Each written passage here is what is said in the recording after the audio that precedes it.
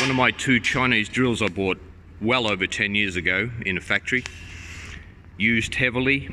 You can see the wear everywhere on it. It's all the grip there is completely worn off. Forward, reverse, works just fine because I didn't buy a cheap shit drill that you tight asses in Western countries buy. Get a clue, buy quality. Doesn't matter what country it's made in.